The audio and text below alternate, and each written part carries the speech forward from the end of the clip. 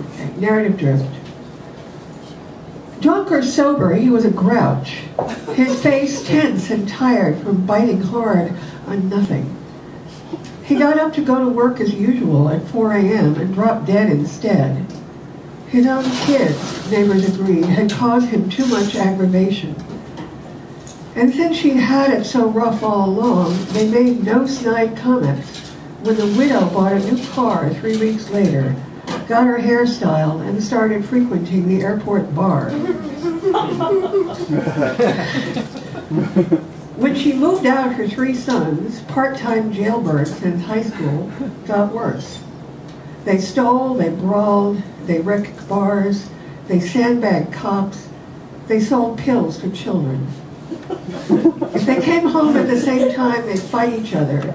Upstairs, downstairs, outside, swinging boards and garbage can lids until someone called the cops, who would find them passed out on top of their battered cars or bleeding and sobbing on the porch. One would come home alone at times, and no matter how late, turn up the radio, then smash furniture and punch in walls. Sometimes they all left for days.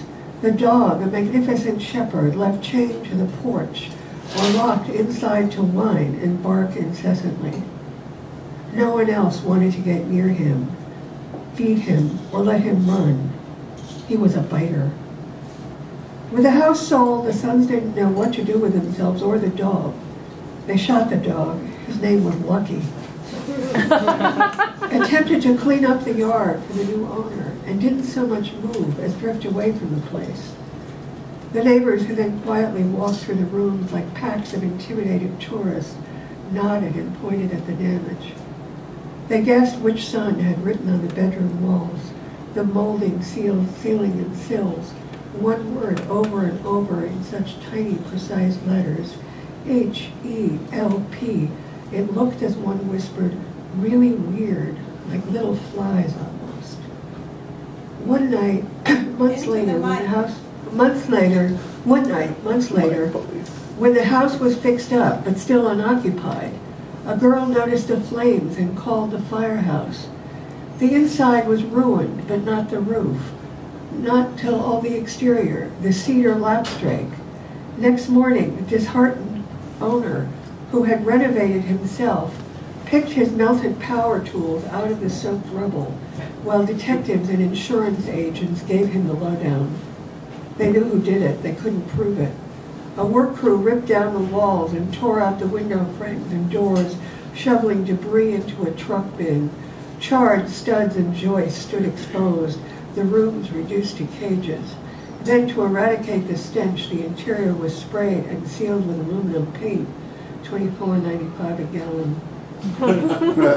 The house has stayed that way a while, above the snow, a clear view through its gray and silver rooms to the empty woods below, perched like a wreck that sank for miles, only to land on the high peak, miles above the seafloor. Morning light will sometimes dredge up and carry off another loose question or fact from a story that felt all the more true since it never ended, just stopped. Now there's always less of it to tell. The aluminum paint has kept its sheen, looks as fresh in places as the day when, fitted with goggles, helmet, boots, and baggy canvas suit, dragging a compressor hose behind him, one man lumbered around a few hours and emerged, dripping silver but exhausted, a diver who has to confirm the obvious and never finds a new way to do it.